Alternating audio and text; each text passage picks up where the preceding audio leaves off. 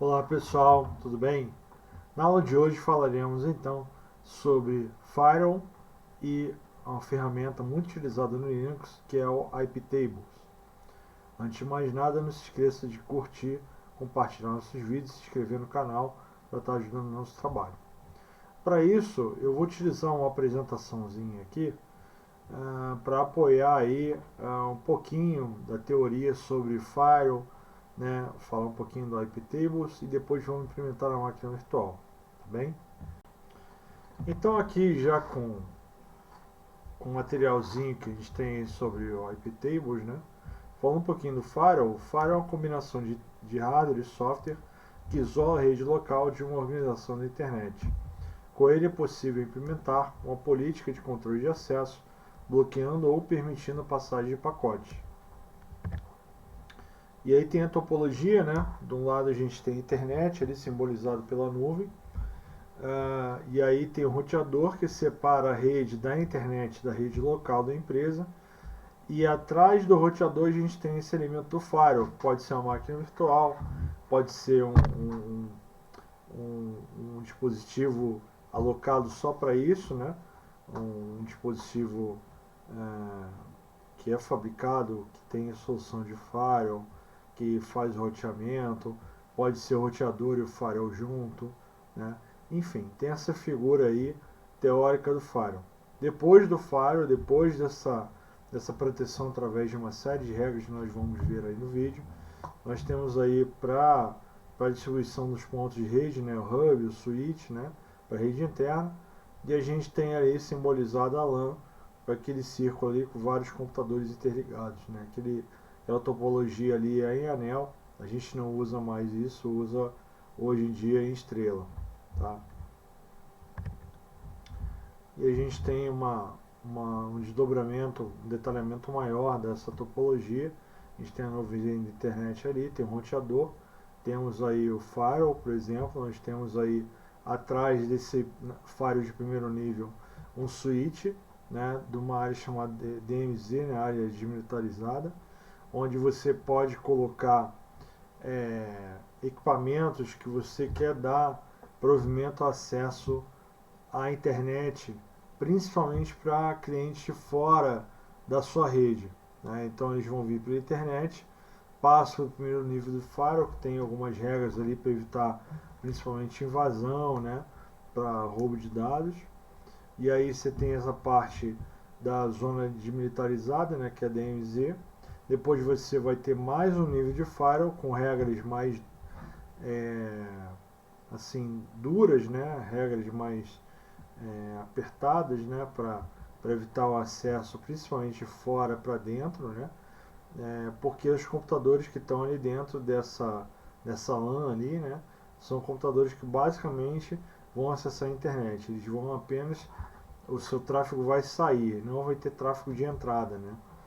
Então tem uma proteção maior ali, principalmente para evitar com que conexões de fora entrem nesses computadores, né. Então atrás desse primeiro nívelzinho de firewall aqui, né, que é essa parte DMZ, a gente tem os equipamentos que vão receber conexões de fora da internet, né, ou de dentro da rede também, vão acessar da internet para cá e da LAN para cá. Agora, atrás desse firewall, muito provavelmente você não tem conexões de entrada. A conexão de entrada que tenta entrar aqui, acessar aqui, ela bate no firewall e não acessa. Essa é uma regra muito comum que se utiliza para evitar invasões e acesso a dados que não se tem permissão para isso, né? Avançando um pouquinho aqui, temos aí algumas características, né? Pelo firewall deve passar todos os pacotes que chegam ou saem de uma rede. Somente o tráfego autorizado na política de segurança da organização será encaminhado. O firewall deve prover ferramentas para registro e monitoramento do tráfego, como logs, envios e alertas. O firewall também é adequado para implementação de serviços como NAT, VPN, realização de auditorias, geração de estatísticas de uso da rede. E falando um pouquinho do NAT, né, que é o Network Address Translations, né, é uma tradução de um endereço de rede para outro endereço de rede, né, geralmente endereço de rede privado.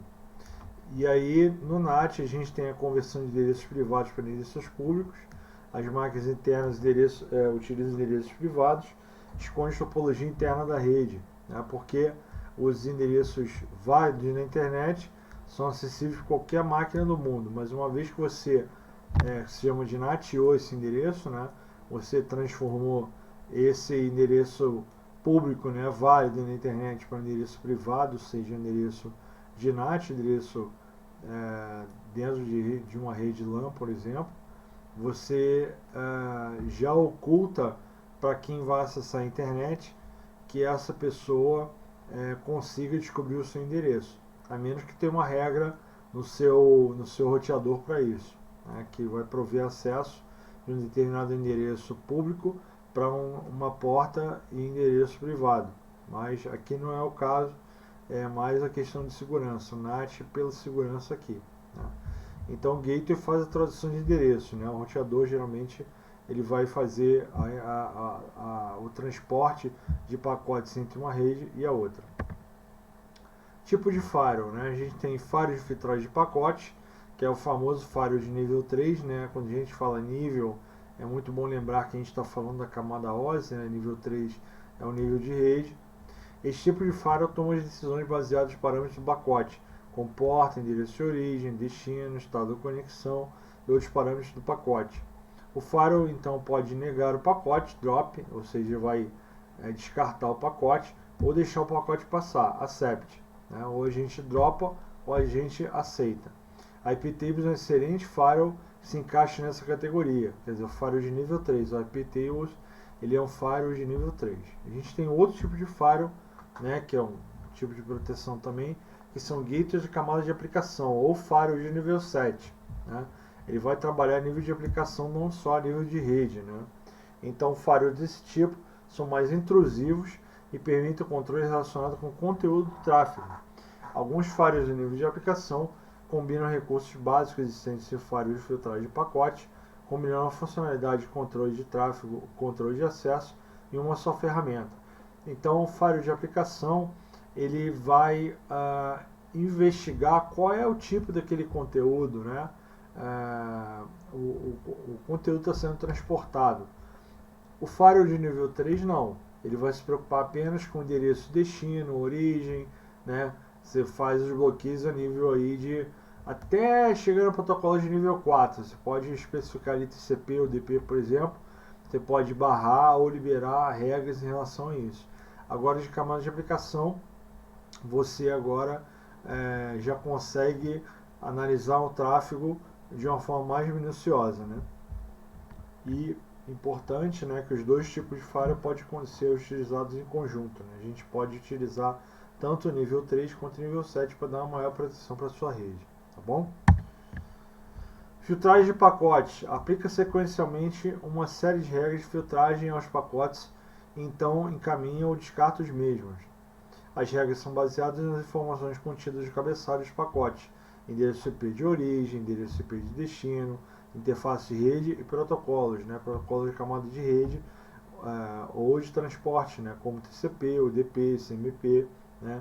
Ele permite a filtragem dos pacotes analisando o tipo de protocolo que esses pacotes estão aí utilizando. Né? Em geral, são implementados junto com o processo de roteamento. Alguns tipos de firewall de filtragem de pacotes podem guardar o estado de conexão. Pacotes que pertencem a uma conexão já conhecida podem ser encaminhados sem uma nova consulta às regras de filtragem. Dificultam diversos acessos de diversos tipos de ataques e possibilitam o funcionamento de serviços problemáticos para filtragem de pacote convencional, como SIP, H323, FTP. Tanto o SIP quanto a H323 são serviços que trabalham com pacotes, né, de voz, né, transportam aí pacotes de voz, né, contendo aí comunicação, né, como telefonia IP, esse tipo de coisa. FTP a gente já viu no vídeo anterior, que é o File Transfer Protocol, né, um protocolo de transporte de arquivos, né, para você que quer trocar arquivos entre um computador e outro, ou utilizando Linux ou até o Windows mesmo. Né. Ao final do conjunto de regras será aplicada a nova ação política, né? A gente sempre utiliza esse termo bastante, política, né? Política de proteção, política de firewall. Padrão, descartar ou encaminhar. Em firewalls cuja política padrão é descartar, as regras devem ser de liberação, pois tudo que não for permitido estará proibido, né? Então, política padrão sendo um descarte, né? Você trabalha com a whitelist, você trabalha apenas com as regras baseadas naquilo que vai ser liberado, né? E tudo que não for especificado está proibido, está bloqueado, né? Você tem a blacklist, ou seja, você libera tudo, né? Em contrapartida, né? Você libera tudo e o que for especificado está bloqueado, né? Ou seja, em firewalls cuja política padrão encaminhar, as regras devem ser de bloqueio, pois tudo que não foi proibido será permitido. Para uma rede mais segura, o ideal é a política padrão descartar, ou seja, você identifica o tráfego que você pretende liberar, você identifica aquela rede que você precisa acessar, aqueles sites, né? Faz essa identificação, pouco a pouco você vai criando regras para liberar somente aquilo que é necessário. E aí você tem uma rede mais segura porque todo o universo de vários outros endereços IP que você não conhece estão bloqueados, né? À medida que for ser necessário, vai se fazer a liberação, né? Muitas organizações utilizam o contrário, né? Se libera tudo para evitar o bloqueio de acessos e caso ocorra a notificação de algum endereço ser invasivo ou tentativa de ataque, se bloqueia isso aí, né? É claro, você não sabe o dia de amanhã, você não sabe quando vai ocorrer um novo ataque, então você vai ter que ficar trabalhando aí direto na questão de segurança, né? Até porque numa rede, por exemplo, né, uma opinião minha, né, numa rede você tem muito mais chance de sofrer ataque, você tem muito mais endereços IPs que você não conhece do que endereços IP que você conhece, ou seja, você tem uma chance muito maior de um endereço IP ser desconhecido do que conhecido, né?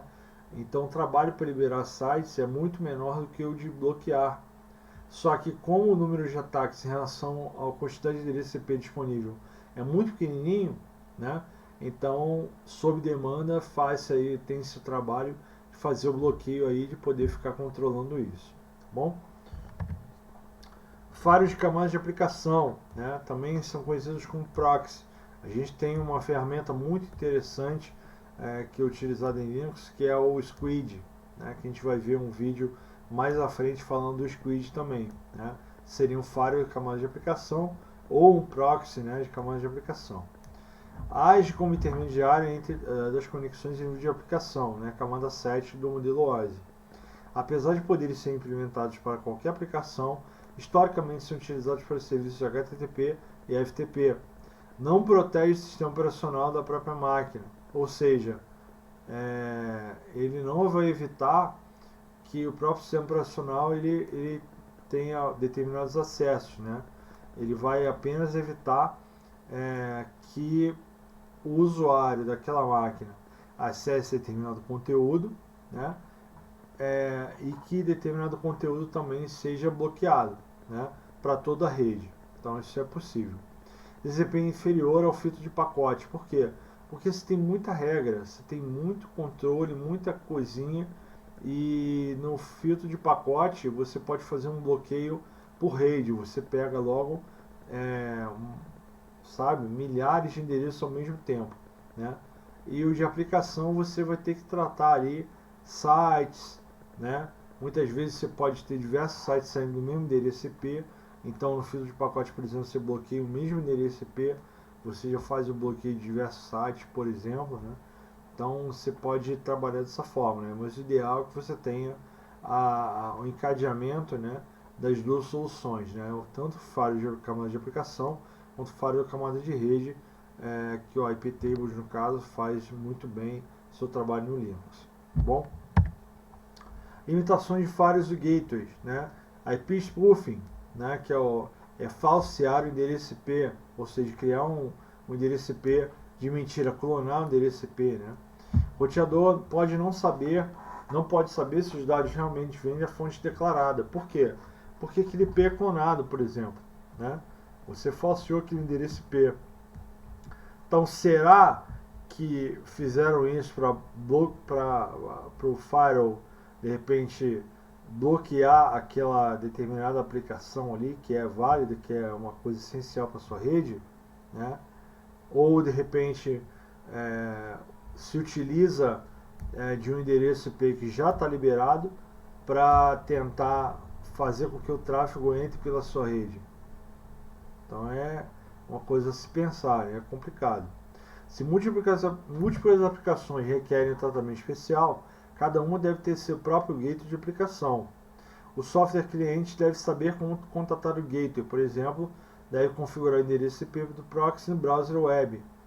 Filtros muitas vezes usam uma regra radical para o DP, bloqueiam tudo, deixam passar tudo. Compromisso, grau de comunicação com o mundo exterior versus nível de segurança. Então tem limitações aí, tem determinadas falhas aí que requerem um cuidado especial para evitar problemas, mesmo com as suas regras todas configuradas tudo direitinho, você pode passar por alguns problemas como o IP spoofing, né?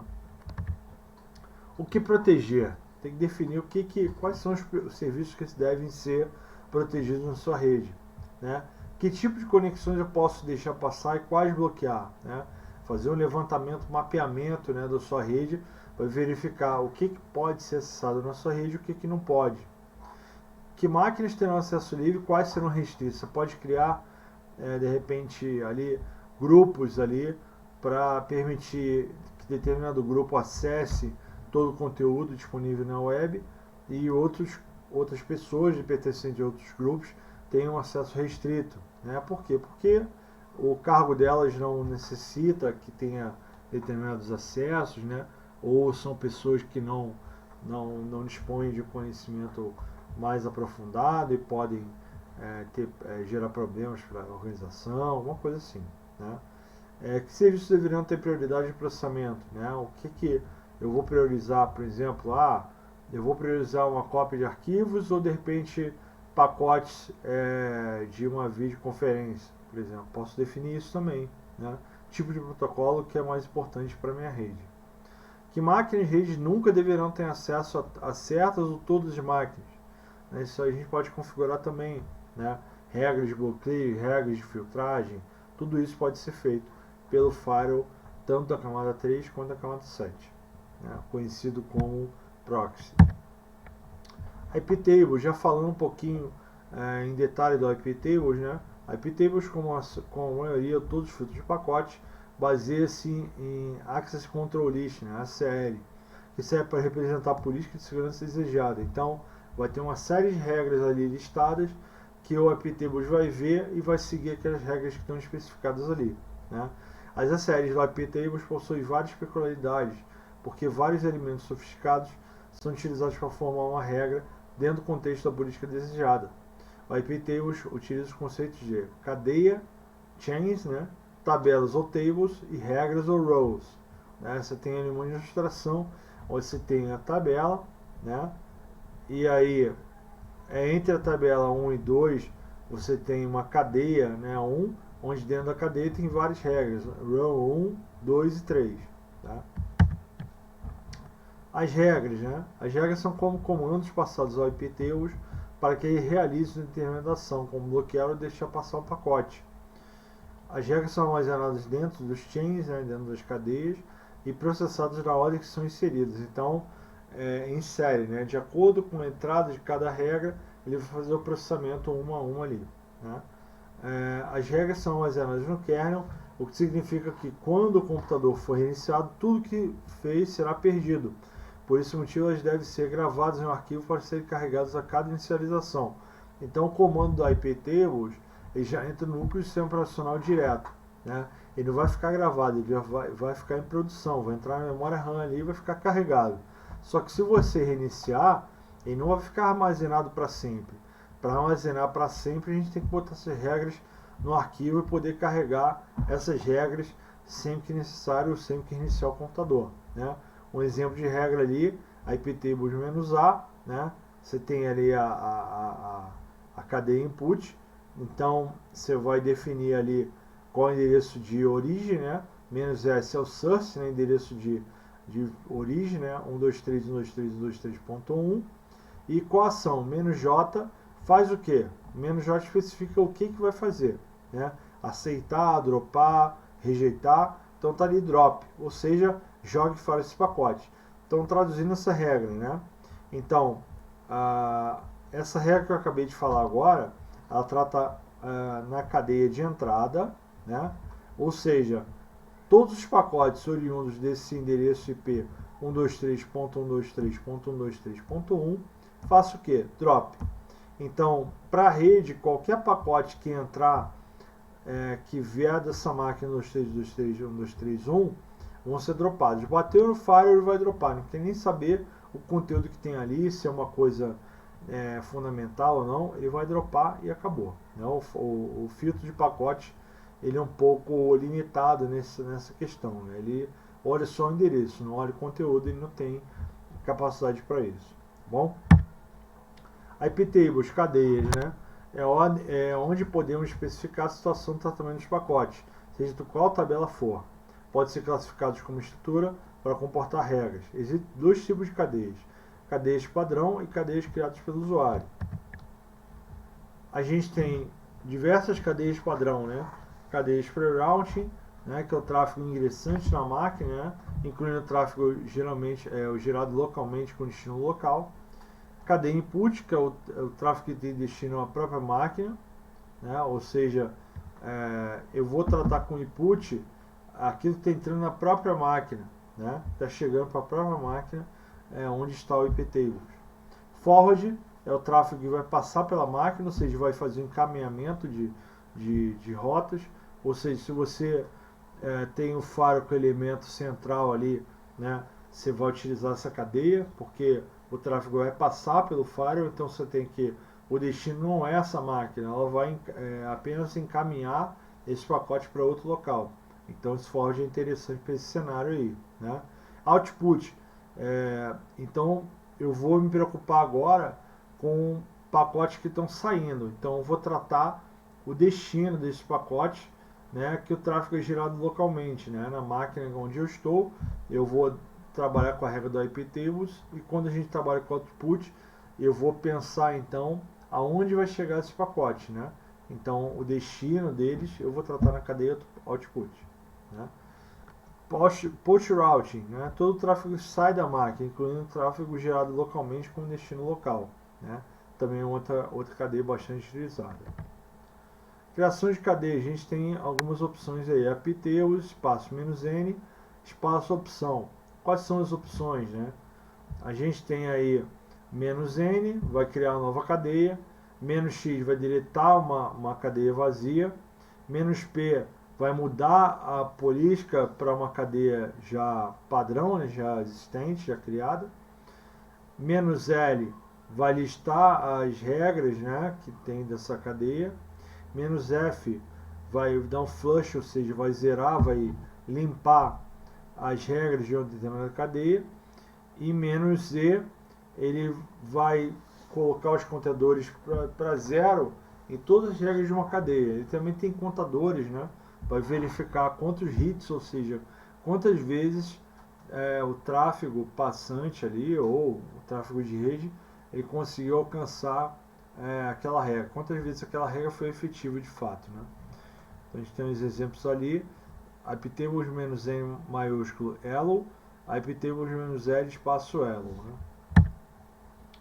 Tabelas, né? Quais são as tabelas, né, que existem no IP tables, né? Lembrando que o IP tables é formado por tabelas, cadeias e regras, né? Então as tabelas são os locais utilizados para armazenar os chains, né? Então fica dentro das tabelas do IP tables, todas as cadeias, né? Fica dentro das tabelas, e as regras dentro das cadeias, né? Então a tabela é o repositório ali maior, vamos dizer assim, o nível maior de armazenamento da política, né? Armazena os chains e o conjunto de regras de determinada característica em comum.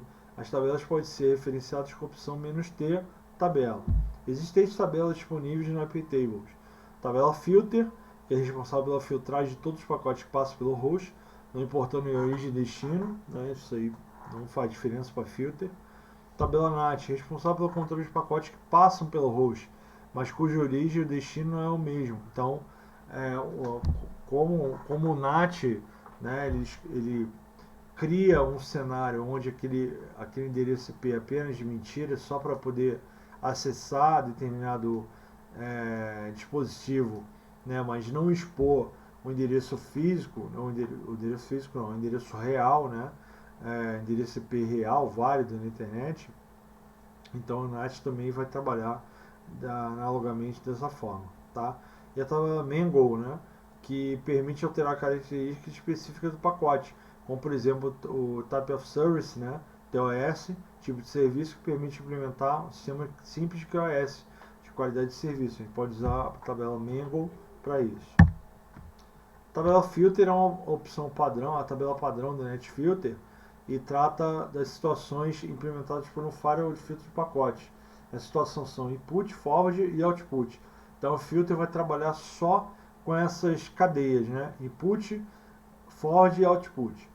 A tabela NAT, ela trabalha então com essa questão de pacotes que vão passar ali pelo fluxo, né? Pelo tráfego ali que vai passar, utilizado para dados que geram outra conexão, masquerading, source NAT, destination NAT, port forward, proxy transparente, são alguns exemplos. Possui 3 chains padrão: pre-routing, output e post-routing. A tabela Mangle implementa alterações especiais em pacotes de um nível mais complexo. A tabela Mangle é capaz, por exemplo, de alterar a prioridade de entrada e saída de pacote baseado no tipo de serviço o qual o pacote se destinava. Suas cadeias, né, são pre-routing e output, né? Então a tabela filter é a tabela, se a gente não especificar no IPTable na linha de comando, é a tabela padrão, né? A tabela filter, a ação padrão do IPTable é filtrar, né? Então se a gente omitir a tabela, ela vai assumir essa filter como padrão, e aí tem que especificar, obviamente, quais são as chains, né? A gente vai utilizar a chain input, forward ou output, qual dessas 3 chains, né? Então o padrão é filter. Ações, né? Aí a gente tem, são situações ligadas mais às regras, né? São os destinos dados ao pacote quando o pacote coincide com a regra. Então o filtro está ali verificando, né? Tudo que está passando. Opa, uma regra bateu com aquele tráfego ali, qual é a ação que ele vai tomar? Tem que determinar isso também na sua configuração, né? Target padrão, né? Accept, drop, reject e log. Então o accept ele vai aceitar determinado tráfego, o drop ele simplesmente vai jogar fora, o reject ele vai rejeitar, ou seja, ele vai jogar fora, mas vai notificar a origem daquele tráfego que, olha, aqui no nosso filtro esse tipo de pacote é bloqueado, né? O drop ele simplesmente joga fora e acabou, não acontece nada. E o log ele vai marcar ali, ele vai observar ali se esse tráfego ele coincidiu com a regra especificada, tá? Target personalizado implementado com chains personalizados também. Então, política padrão, né? As chains input, output, forward possuem também políticas. Política accept, tudo que não tiver bloqueado será permitido. Regras serão de desbloqueio, né? Então, se a gente trabalha com accept, então tudo que não for especificado ali vai ser permitido, né? O drop é o contrário, aquela questão do whitelist, né? Tudo que não for especificado vai ser bloqueado, né? Política de accept libera tudo, política drop bloqueia tudo, tá? Então a gente especificaria IPTable, espaço "-p", espaço chain, né? Input, output ou forward, e é a política, né, que a gente vai especificar. E ali tem a ordem de aplicação de regras, né? A gente tem a primeira chain especificada, né? Em ordem, geralmente a ordem que estava aqui, né? Dessa chain aqui, input, output, forward e output, né? Então, se a gente especificar as regras para cada um deles ali, a primeira que vai ser tratada em input, depois a forward, depois a output. Quando a gente trabalhar na linha de comando com a IPT, vocês vão ver lá o IPTable 0 que vai listar para a gente as regras ali, tá? E a gente tem a chain 2 com as regras ali correspondentes também, tá bom? E aí, exemplos de sintaxe do iptables, né? Onde quer inserir uma regra no início de uma chain, a gente faz ali, ó, iptables, espaço "-t", espaço a tabela, né? Se a gente omitir, já fica o padrão como filter, espaço "-l chain, né? Vai ser output, input, forward, no caso do filter, né? A regra, né? Se o source é o IP tal, se o destination é o IP tal, "-p é o tipo do protocolo, né? "-deport é a porta de destino também, né? E a ação, "-j vai dizer ação, aceitar ou rejeitar, ou drop, ou log, né? Então, se a gente quiser inserir uma regra no final de outra chain, né? Então, no início, a gente coloca "-i", maiúsculo. Quando a gente quer colocar no final, a gente coloca "-a" maiúsculo, que é o add append, né? Que a gente vai colocar, vai fazer uma adição, vai fazer um adendo, um anexo ali no finalzinho da regra especificada. E para remover uma regra de uma chain, a gente usa o "-d", né? Repare que todos aqui são iguais, né? O que muda é só esse caracterzinho aqui. Muda só esse caracterzinho aqui. O "i" no início, o "a" no final e o "-d" vai deletar, tá bom? Alterar a política de uma chain. A gente usa o "-p" para alterar a política de uma chain existente, modificar alguma coisa ali, né? Listar as regras de uma chain.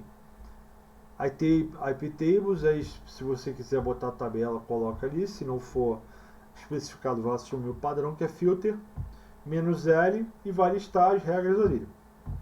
Remover as regras de uma determinada chain. Iptables, espaço "-f", né?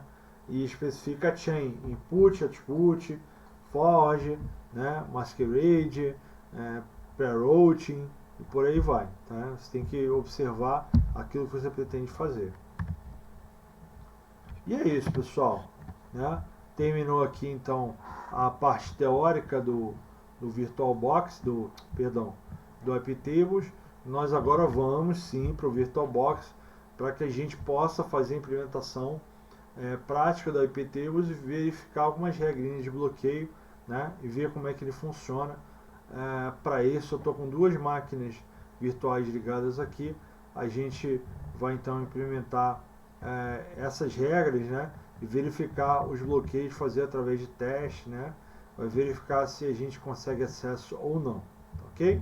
Então, muito bem, pessoal, vamos começar a parte prática aí do iptables, né? Implementar algumas regras aqui e fazer o teste. Antes de mais nada, eu queria falar para vocês que existe uma ferramentinha chamada Telnet, onde você pode se conectar em determinados serviços através da porta, né? Eu estou com duas máquinas virtuais aqui, né? Essa aqui e essa aqui, que está o terminal aberto, abri o terminal nessa aqui também, né? Estou com duas ali.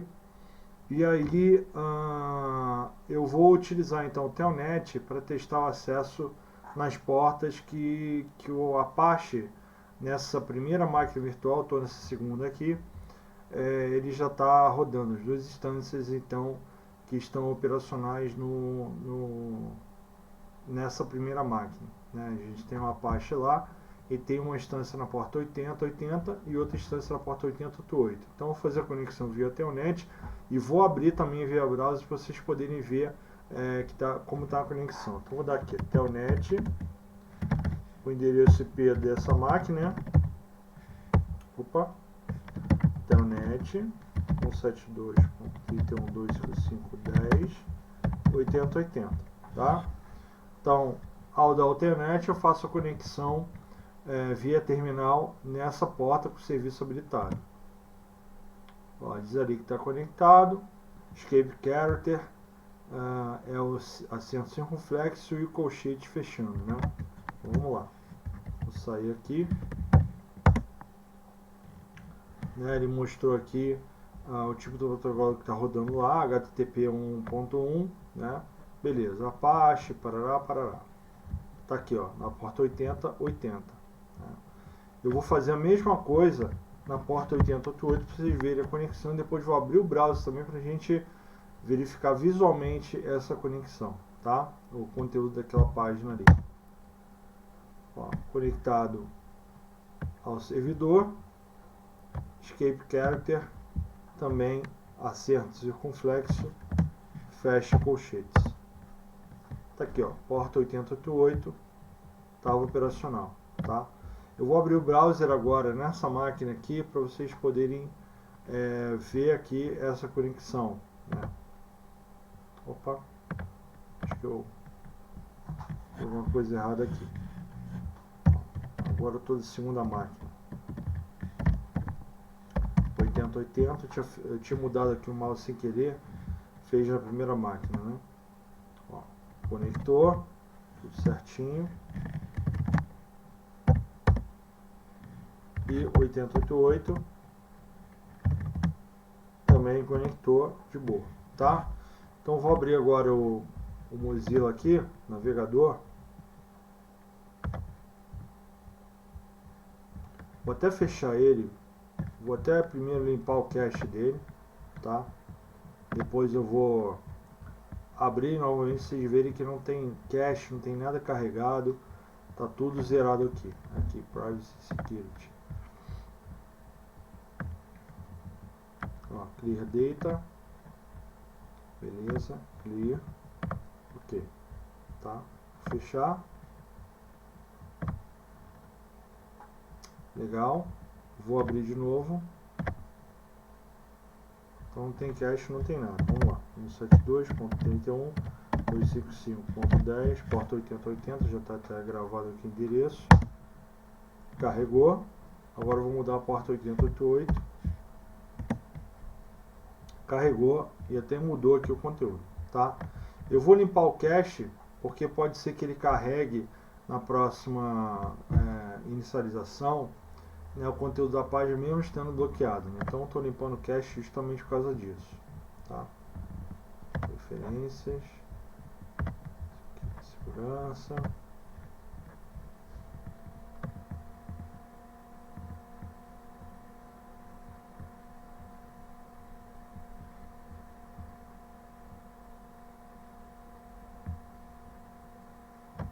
Clear Data, tá aqui. Vou clicar aqui, ó, deletar cookies e dados do site quando o Firefox for fechado. Beleza. É isso que a gente quer.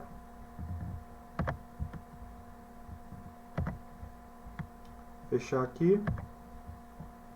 Então agora de fato eu vou fazer agora a implementação das regras de bloqueio no iptables, né?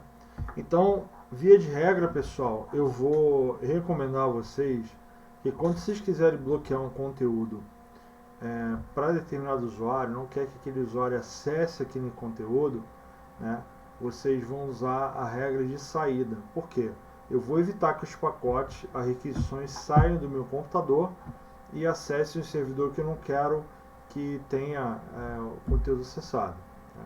Quando eu quero, por outro motivo de segurança, né, evitar ataques cibernéticos, eu então vou usar a regra input.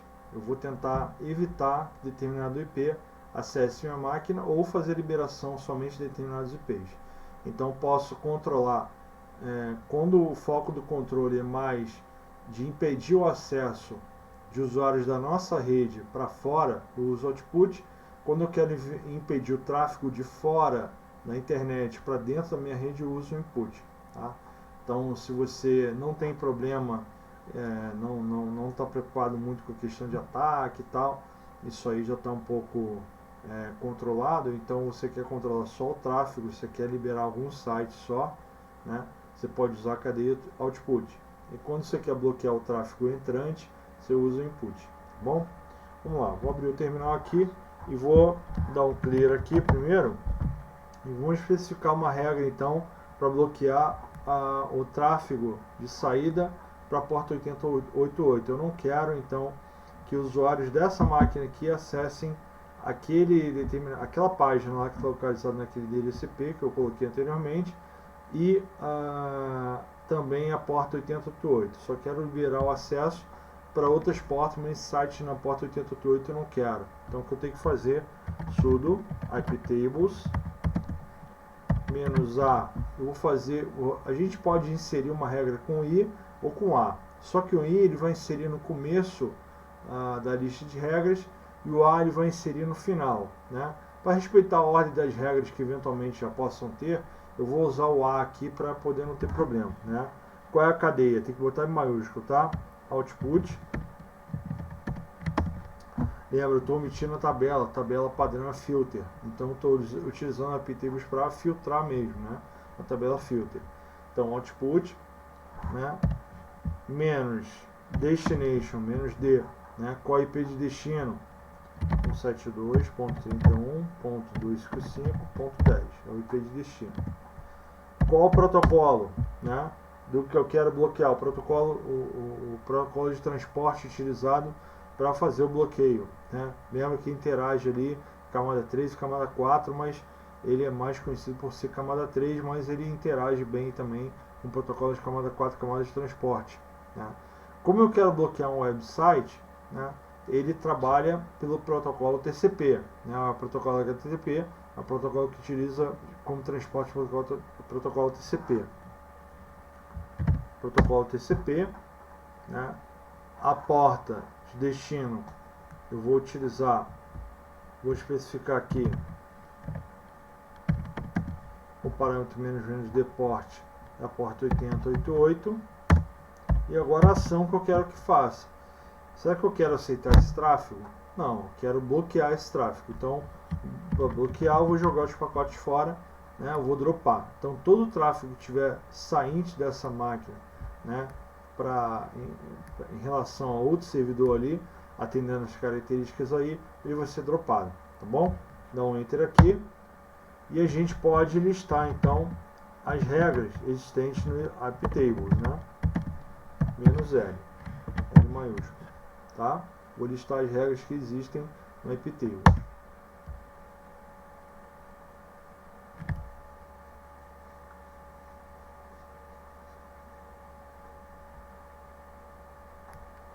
Aqui, pessoal. Então, essa regra é uma regra de drop, e vai dropar os pacotes, e pacotes que atendem a quais especificações? Do protocolo TCP, a source anywhere, quer dizer, não importa o IP de destino, porque o IP de origem, porque o IP de origem é essa mesma máquina que eu estou aqui, então não precisa especificar, né? Você poderia ter colocado "-s" ali, o IP da sua máquina, mas aqui não importa, né? O que tráfego passar por essa máquina aqui, originário dela, ou passar por essa máquina, se ele for em relação ao destino 172.31.255.10, né? A porta que foi especificada 8088 não está aqui, né? Ele vai ser bloqueado, tá bom? Para isso a gente vai dar um telnet agora para ver se a porta 8088 está acessível, né? Net 172.31.255.10 porta 8088. Ó, tá ali try. Aí ele está tentando se conectar, só que a iptables barrou, ele bloqueou essa conexão, né? Então ele vai ficar ali tentando conectar um tempão, vai ficar travado até dar timeout, tá? Eu aqui vou dar um Ctrl C para poder cancelar essa operação. Muito bem, tá? Então vimos que foi bloqueado. Agora vamos fazer o teste no browser também. Vou abrir aqui o navegador Mozilla e vamos tentar acessar esse site, né, pelo browser também. 8080 não, eu quero 8088, tá bom? Vamos dar um enter aí e vamos ver se ele vai carregar.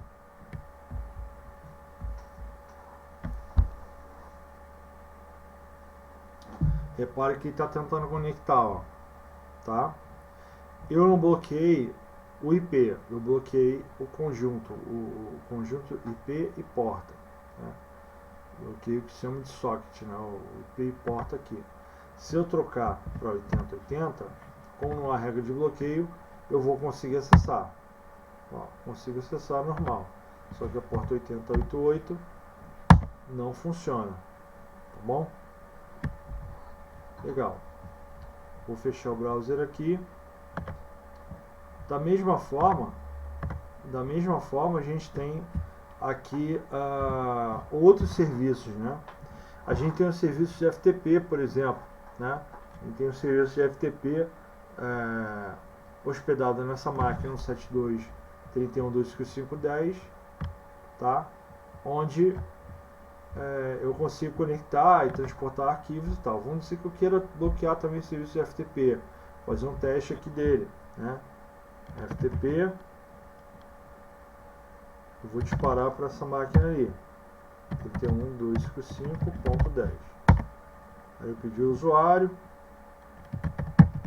Paulo, a senha, conectado, ó, usuário Paulo logado, e aí está aqui a sintaxe do FTP. Eu vou dar um quit para poder sair. Ok, sair, tá?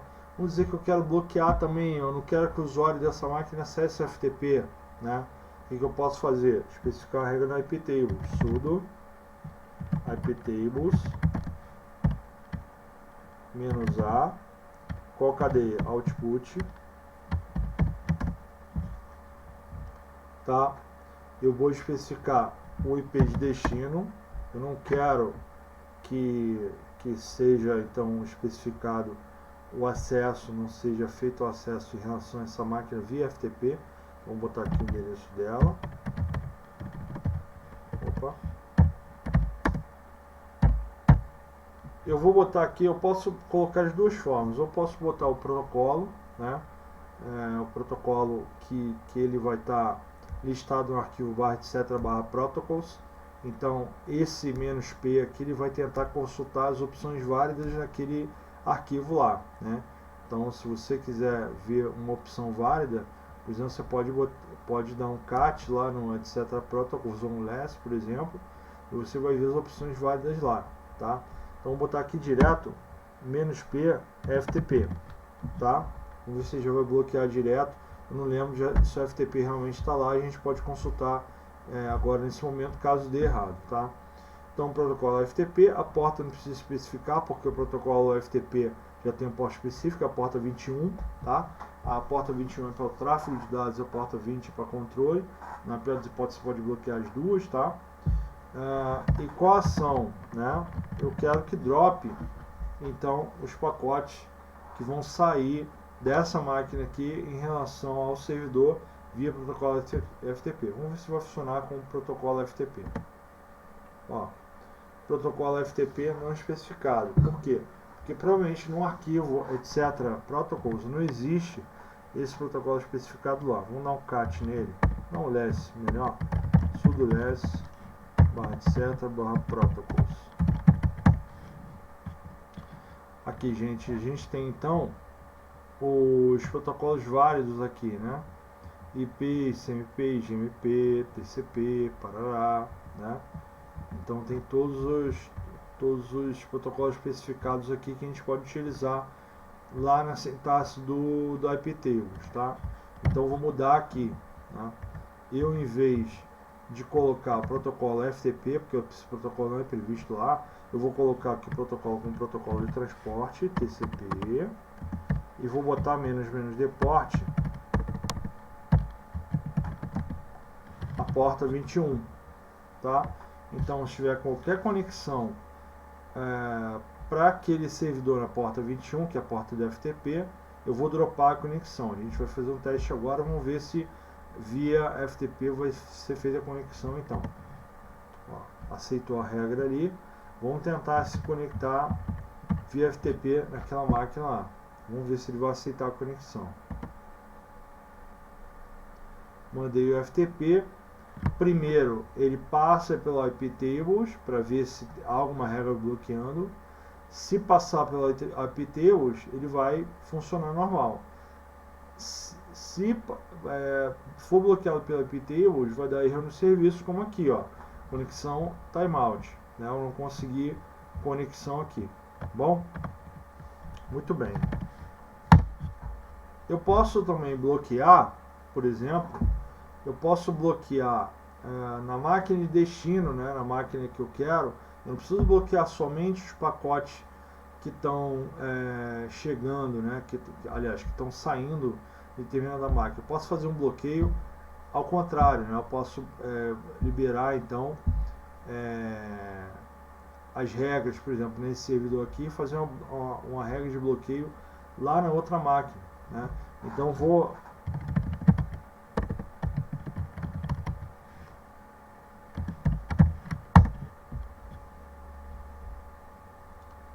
eu vou limpar então as regras daqui, né? Eu vou deletar as regras aqui da iptables, né? Vou deletar essas regras que já tem aqui.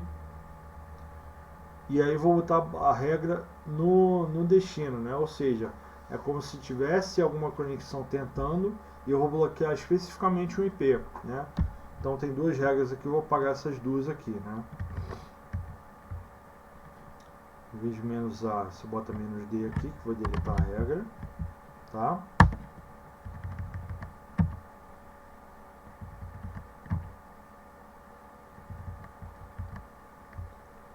E aqui também 8088, voltou a funcionar, normal, vou deletar a regra, né? Veja que não tem mais essas duas regras ali, vou dar um iptable-L, ó, não tem mais aquele bloqueio daquelas regras ali. Porém, agora fazer o bloqueio ao contrário, vou bloquear lá na máquina destino, né? Não vou aceitar conexões de entrada desse determinado endereço IP. Qual é o endereço IP dessa máquina aqui? If config. Ó, 172.31.255.100. Veja, eu consigo pingar essa máquina, né?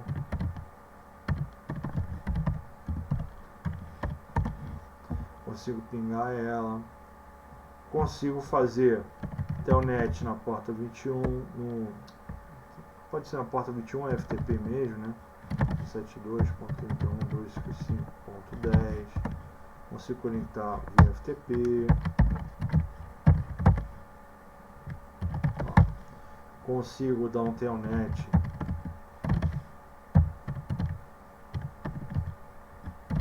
na porta que eu liberei. Ó, tá vendo? Conectou. Então tudo funcionando direitinho, tá? O que eu vou fazer agora? Vou fazer o bloqueio na máquina de destino, na máquina que eu tenho lá, né? Eu vou especificar qual IP de origem que está sendo recebido lá, né? E eu vou bloquear essa conexão. Então eu vou evitar que essa máquina acesse os serviços localizados em outra máquina virtual. Então vou clicar aqui, vou trocar de máquina. Ó, troquei de máquina virtual. Legal, vou dar um clear aqui. E vou especificar regras agora. Primeiro,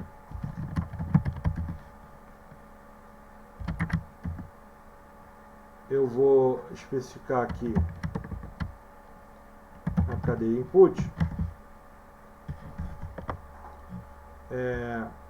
Eu vou bloquear o tráfego vindo de 172.31.255.100, que é a outra máquina cliente, né? Eu vou bloquear o tráfego protocolo ICMP, ping. Eu vou bloquear o ping vindo dessa máquina. Então, de qualquer outra máquina eu posso dar ping.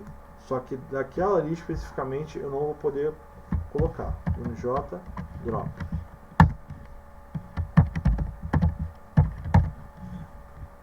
Ó, vocês viram que eu dei o ping, né, anteriormente naquela máquina. Agora eu vou dar o ping novamente, né? Troquei de máquina. Vou dar o ping para aquela máquina lá. Vamos ver. Ó, já foi bloqueado. Por quê? Eu especifiquei uma regra para bloquear pacote CMP, pacote ping, né, para testar a conexão e tal. Então ele já está dando timeout aqui, né? Vou dar um Ctrl C aqui. Ah, já deu erro ali, né?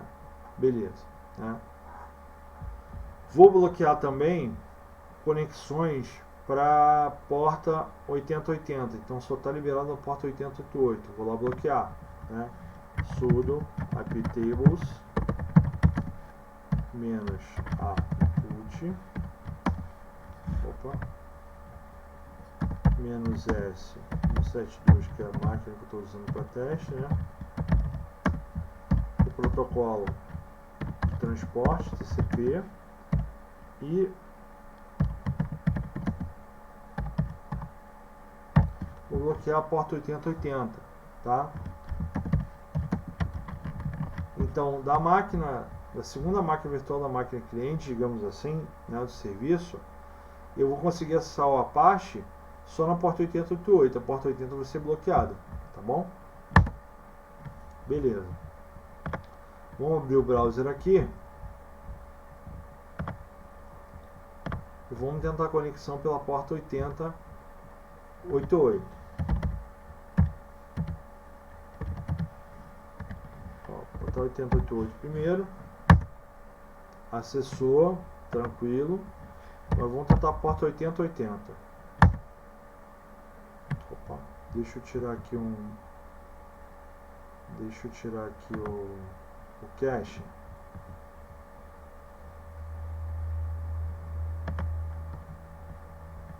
Deixa eu ver se ele está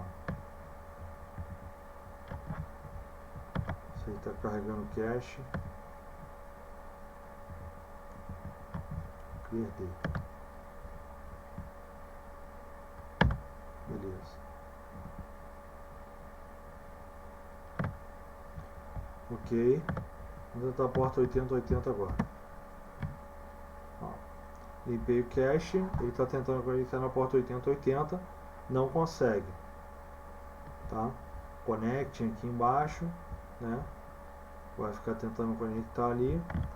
Provavelmente vai dar timeout. Né? Vamos aguardar um pouquinho.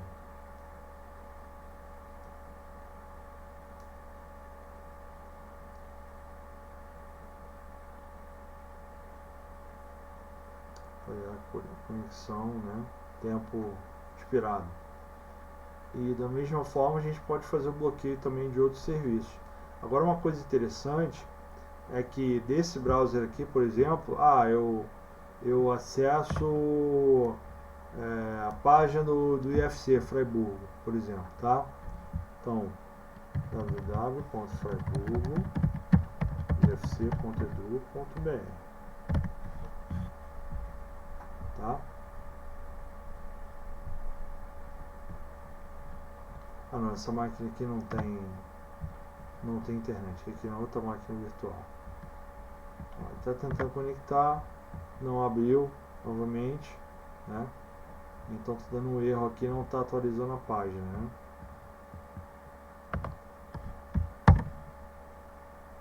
No connect aqui não carrega o conteúdo, né? Fica ali girando, não vai, tá?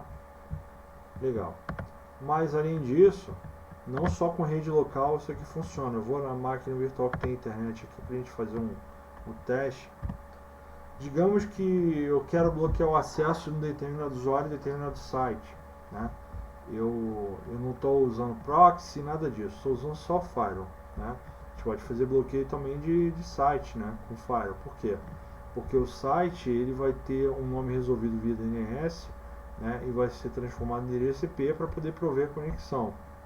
Então a gente precisa identificar qual site, identificar qual é o endereço IP atribuído a esse site, e aí fazer o bloqueio no IP tables. Lembre que ele só trabalha com endereço IP ali, né? Ou nomes também, né? Desde que ele tenha a vinculação com o DNS ali, tá? Beleza. Então vou abrir o navegador web aqui dessa máquina. Botar o site do IFC, por exemplo, né? www.freiburgo.ifc.edu.br, tá? Instituto Federal, Pará, tá carregando tudo bonitinho, né? Legal, maravilha, né? Temos aqui notícias sobre a nossa instituição, sobre o nosso campus, né? Processo seletivo 2021, várias coisas. Legal. Então, para poder fazer um bloqueio no IP tables, eu tenho que saber qual é o endereço IP desse site. Então tem que fazer uma consulta de DNS para poder descobrir o endereço IP desse site para poder fazer o bloqueio, né? Então vou fazer uma consulta aqui no nosso servidor DNS. DNS lookup www.freiburgo.ifc.edu.br. Ele respondeu aqui, ó, tá? O endereço IP desse site é esse aqui. Esse cara aqui eu vou fazer o bloqueio, tá? Eu não sei exatamente a porta, tá? Que o Apache nesse site lá ele tá provendo o serviço, né? Mas se eu quiser evitar o acesso total a esse IP aqui, vamos dizer que essa máquina só tem serviço de site, eu quero, né? Não quero ficar esquentando muito a cabeça, eu bloqueio diretamente esse endereço IP. Então como é que a gente pode fazer? Sudo iptables -a para adicionar uma regra, né? No output,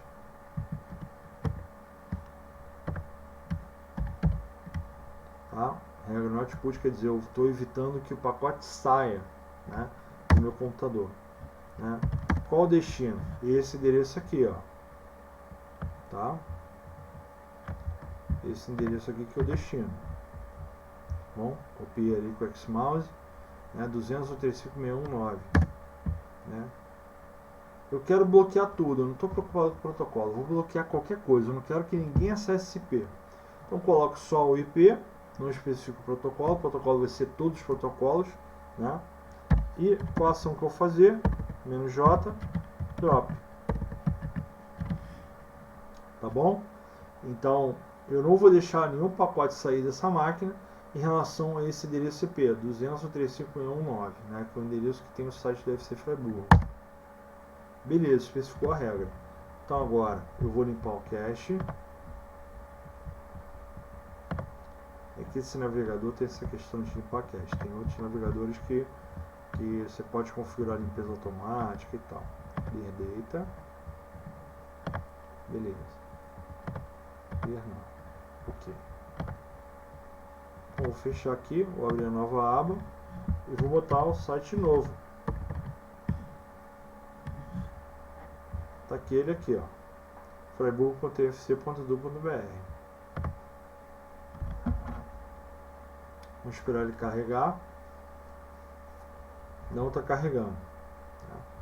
A gente também pode fazer esse tipo de bloqueio em diversos sites. Por exemplo, eu gosto muito do Globo Esporte. O endereço é ge.globo.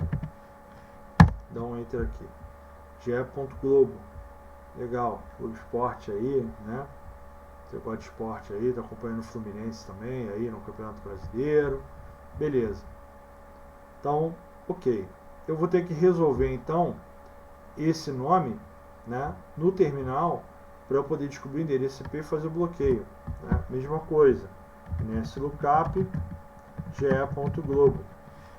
O que acontece, gente, que determinados endereços web, né, nomes, sites, né, pode ter um pool de endereços IP, né? Então você vai ter que bloquear muitas vezes a rede diretamente ali, né? Se for um endereço isolado, você pode botar dessa forma aqui, ó, 200.135.619. Mas o iptables também suporta bloquear uma rede inteira, né? Você vai ter que ver ali mais ou menos a similaridade entre os endereços IP, né? Uma forma fácil de fazer, por exemplo, olha, eu estou vendo aqui que esse grupo de sites começam todos com 200.135. Então tem dois octetos em comum. Só que o final varia. Tem final 1.1, final 7.8, final 200.100. Então, se isso aqui está variando, você toma como padrão, né, que essa rede faz parte daquele conjunto de sites ali. E aí você pode fazer o bloqueio usando esse escopo aqui, 200.135. Os outros octetos você bota .0. E aí, para cada octeto que você botou 0, você bota mais 8 bits depois do barra, né? Essa é a anotação CIDR. Então você vai usar aqui, ó, 200.135.0.0 barra 16. Você vai bloquear todos os IPs que começam com 200.135, né? E o restante, o host não importa. Ele vai bloquear toda essa rede aí, né?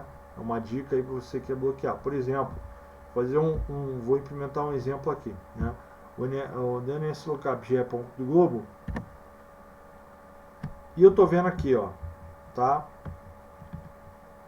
186.192.8125, tá?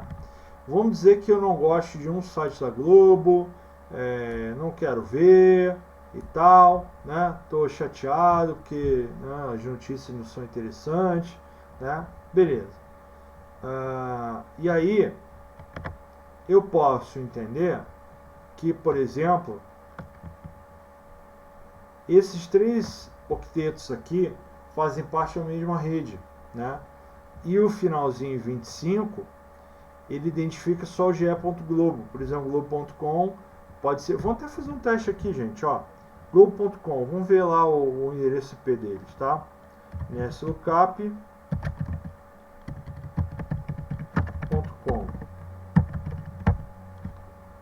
Ó, aqui, ó. Exatamente o que eu falei. O ge.globo 186.192.8125 e globo.com 186.92.815. Vamos ver o G1.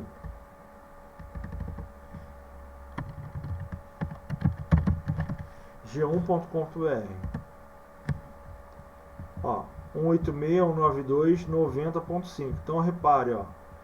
Aqui 81, aqui houve similaridade, né?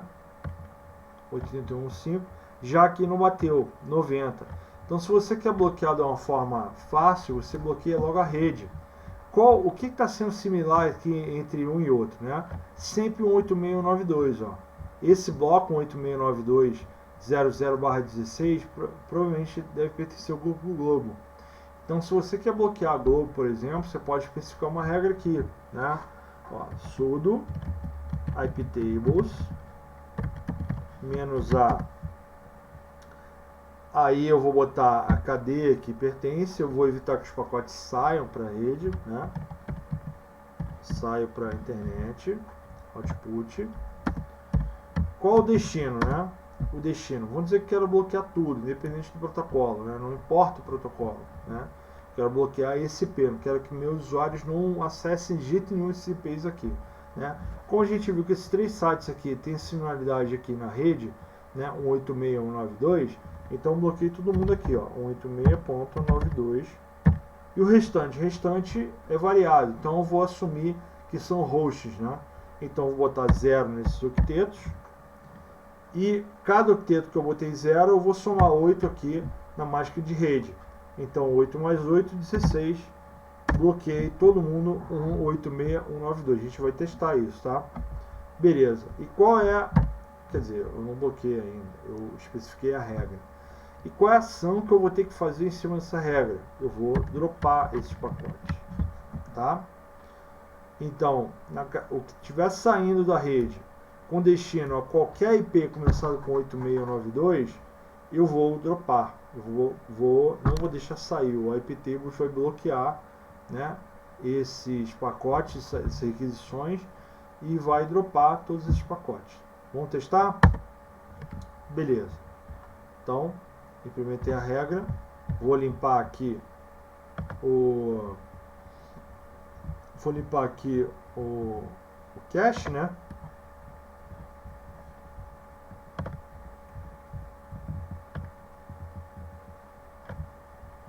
Clear data. Ok. Clear não. Tá, vou marcar aqui para deletar os cookies quando o Firefox for fechado. Ah, só para dar o feedback aqui, gente. Tentou carregar a página de FC Freiburgo, timeout na conexão, tá bom? Vou fechar aqui e vou carregar outra aba. Vou abrir os três sites aí que a gente bloqueou. ge.globo, www.g1.com.br e globo.com. Bom? Estão carregando aí, provavelmente vai dar timeout. Legal? E aí, óbvio, né? Pode fazer a regra. Você usa a opção de flush, né? Que é a "-f", vai deletar tudo, todas as regras. Mas às vezes você tem um monte de regra, né? Você quer deletar uma regra só, não precisa apagar todas. Então, em vez de botar o "-a", você usa a mesma regra que está ali e deleta com "-d" no lugar do "a", que vai deletar a regrinha aí, tá bom? E ele vai excluir essa regra que está especificada ali. Legal, pessoal?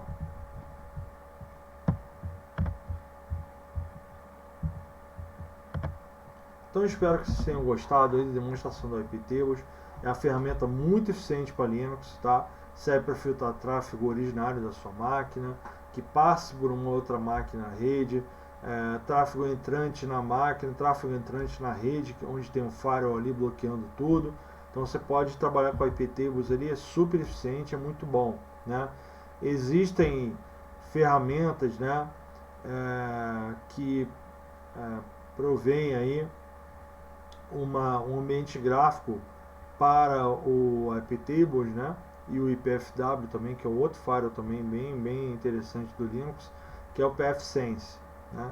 Esse pfSense é uma distribuição Linux voltada para instalar em computadores, né? Onde esses computadores vão ficar dedicados à tarefa de firewall.